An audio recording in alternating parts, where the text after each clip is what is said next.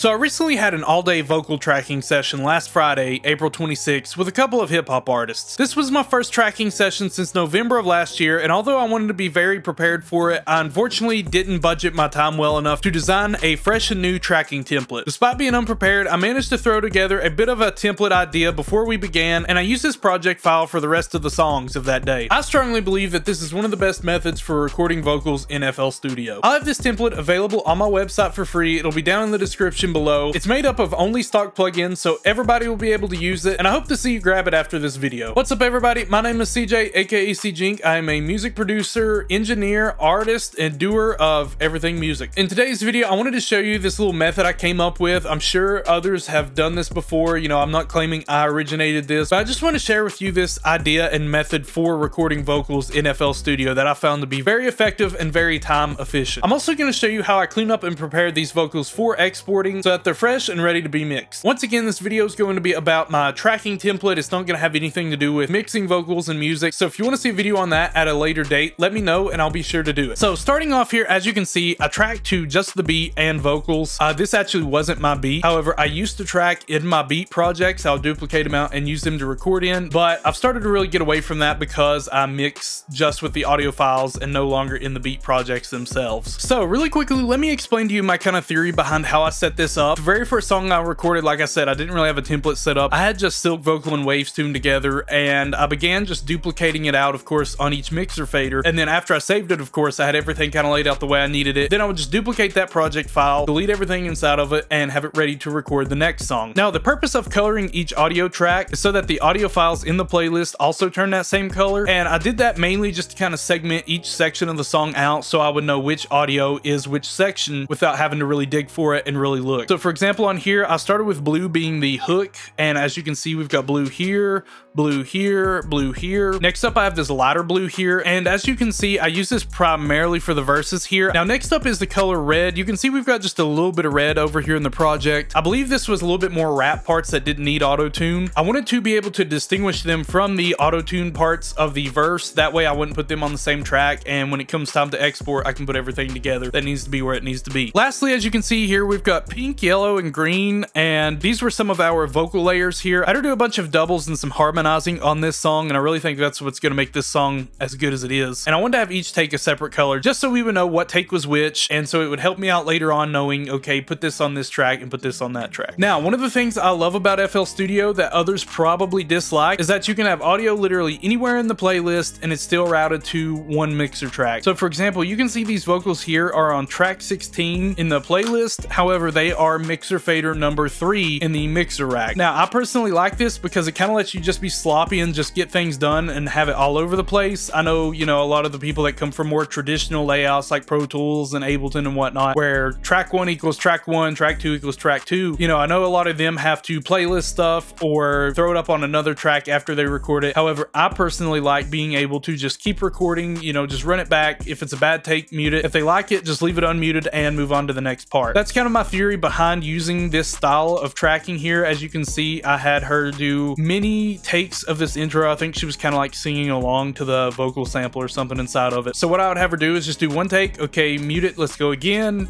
Okay, mute that one, let's go again. And we ended up getting this take I like. So I'm like, okay, let's move on to the next part. And as you can see, we got about 3 takes of this first half of the hook before I was like, okay, let's move on, let's move on. And for me, it just allows you to be that much quicker by using the mute tool here to mute the takes you don't want and to continue recording. Now, another reason I like this method is it allows you to just keep going fast and get as many recordings as possible. I personally try to get the artist to get the quote best take they can get before we move on to the next section. And I usually go for a minimum of 3 takes of every section before I let them hear it, just because they might kind of start out very tight and on the beat, and then they kind of relax and get their flow going and kind of fill in the pocket and groove within the beat itself. And I like doing it this way just so we can mute and unmute as we're recording here. Now, sometimes, as you can see here, I actually went back and used a previous take, and that's one thing I like about it is because as we record it, I just have to mute the one they just did, unmute the one before it, and in most cases I've been in, the artist doesn't even notice that this is the older take. They just notice notice it's the better one. So that's just kind of a little bit behind my theory of why I track this way. I like doing it this way, so when the time comes to export everything, I know what's what, you know, I can see how everything lines up, and if I want, I can come back and mute and unmute takes. That way, if I hear a word or a phrase I don't like the sound of in this one, I can be like, okay, let's unmute this one, mute it back, unmute this one. Okay, I like this section. Let's take these words here,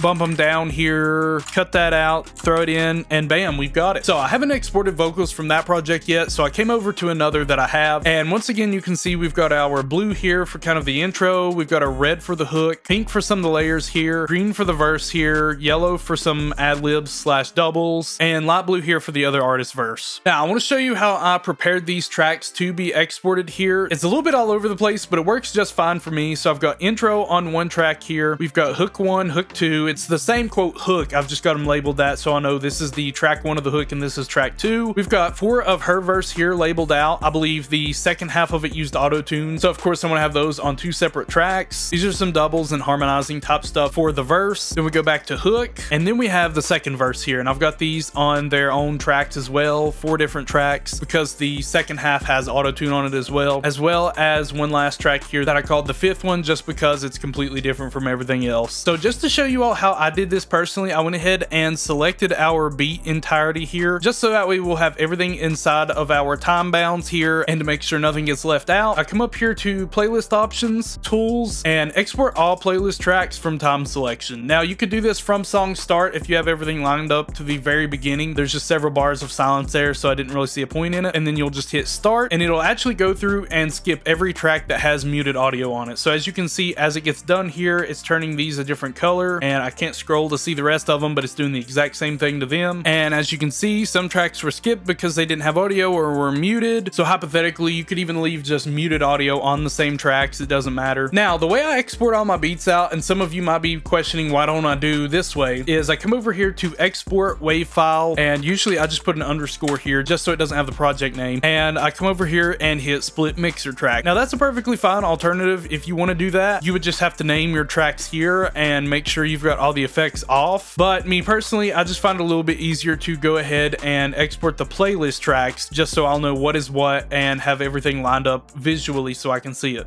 So now, moving on to the entire purpose of this video, my newly designed tracking template. So as you can see, I copied the same format of the color coding here. I just chose as many bright colors as I could within the FL Studio color picker. On each of those tracks, I have auto-tune, EQ, and compression. And I've also got every single one of these tracks side-chained to the reverb and delay sends here. Now, anytime I've kind of messed around with doing vocals, I don't really care for reverb and delay while I'm recording. But if that's something the artist wants, all you have to do is just slightly increase this knob here and give them just as much as they want, or you can max it out here and just control it by the fader here. I would prefer to do it by the sends during tracking, just so you can give them, you know, say this track this much reverb, but this next one we want this much. So it just allows you to be a little bit more selective with what you're doing and how much you are sending to it. So like I said, the EQ doesn't do a whole lot as far as frequency control. Or just dipping out a little bit here, and the compression is more just for getting loudness for the artist right then and there. So to go ahead and dive into the effects on each channel here, I've got picture on here just since it's the default auto tune inside of FL Studio. I know some people that use it, so I wanted to go ahead and have it on here. I'll leave every setting kind of flat here, so to speak, just so that way if you're using this template, you can completely customize it yourself. Next up is the EQ. We're not doing anything insane with the frequencies. We're just kind of getting rid of some spots that might have some issues while tracking. And lastly, as far as the compression goes, I've got this threshold set to 15 decibels, 4:1 with a knee of 25%, with the attack time set to 10 milliseconds and the release time set to 50 milliseconds. Now, once again, we're not really trying to mix by compressing this vocal. We're just getting some compression set so the artist kind of stays the same loudness to them while they're tracking. Some artists might not prefer this. They might rather just have it completely dry as far as dynamics are concerned, so that they can really work the mic, so to speak, and tell, you know, just how dynamic they're getting and all that sort of stuff. But me personally, when we're tracking, I've always just kind of tried to compress it just to get it loud while we keep the recorded signal below clipping. And depending on the artist artist in the microphone, sometimes the gain is rather low and you have to just end up cranking the faders, which a lot of times then starts putting us in the red, and you know, we start having distortion and all of that sort of unfun stuff. So lastly here, I just want to demonstrate how I use my template real quick. I'm gonna do a very poor job of some vocals on this one beat I made the other week, just so I can let you all see how this works. So really quickly here, let me show you the compression. We're not really doing a lot,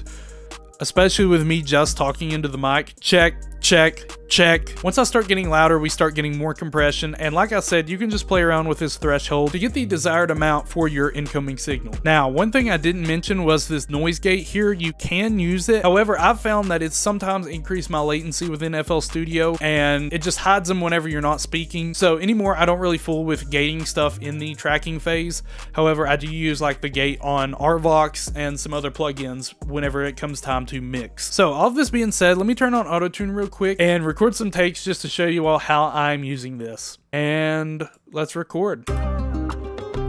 Yeah.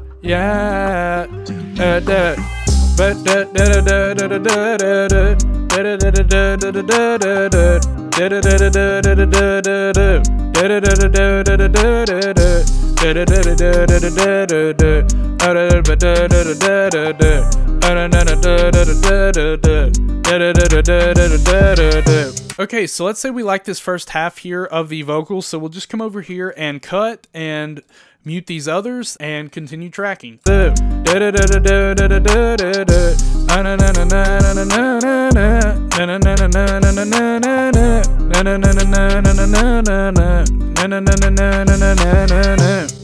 Okay, so as you can hear, I was a little rough on this section here.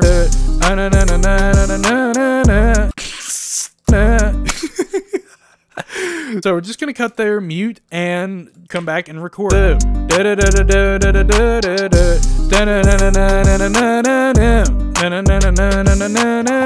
I like that, so I'll come over here and trim the sides, delete, and we have our hook done. So after we have our hook done, I'll just come over here and arm this track. So once we've got the hook done here, let's say we're gonna do the verse, so I'll come over here to this track here, arm it, select our input here, throw the Better Auto-Tune on it, and begin recording. Hey, I don't want it on the top. I don't want it on the back. What was that?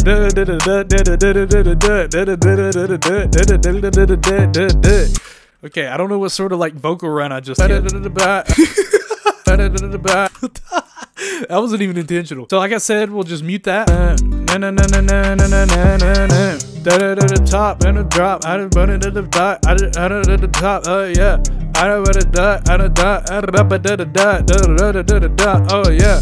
I like that. Let's say I didn't like the second half here, so I'll come over here, cut, mute, record it at the dot. I don't at the top. Oh yeah.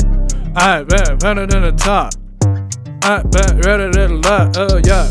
I don't at the bed to the top and done. I don't at the dab and the bottom of the door. I don't better tuck on the back and the better the So using keyboard shortcuts is what's going to make you the fastest at this. C is cut and T is mute. So I'm literally just coming through here, hitting C, holding Shift and Alt, cut, T, mute. Come back, hit R to record. Put it in the top. I don't put it on the block. Yeah. Once we have that, just come over here, get our vocals ready. Put it on the block. Yeah. I don't at the bed to the top and done. I don't at the dab and the bottom of the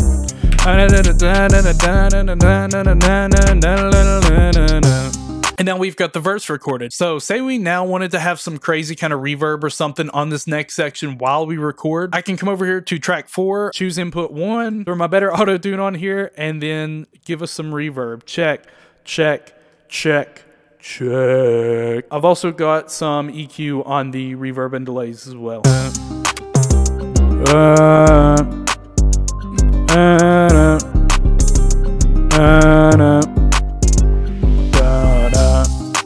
Okay, that was very poor, but you get the idea.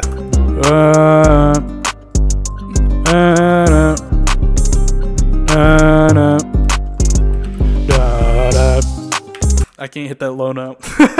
So as you can see, I very quickly tracked a hook, verse, and bridge or turnaround, whatever you want to call this section here, could still be part of the verse. And then we would come back into the hook here. So if the artist doesn't want to re-record that, I would just hold shift and drag over here, and now we have the hook. And we can tell that that's the hook because it's red. I hope you all have enjoyed this video. I really just wanted to show you all this method with muting the previous takes and stuff, as well as how I have everything routed and sent to these two tracks here. Thank you all for watching. Like I said, the link is down in the description below for this template, so go grab it. Thank you all for watching. If you enjoyed, please be sure to hit that like and subscribe button. It'll help me out a lot. Let me know if you have any questions on how I've got things set up. Thank you all for watching. My name is CJ, aka CJink. Have a good whatever time of day you're watching this, and God bless.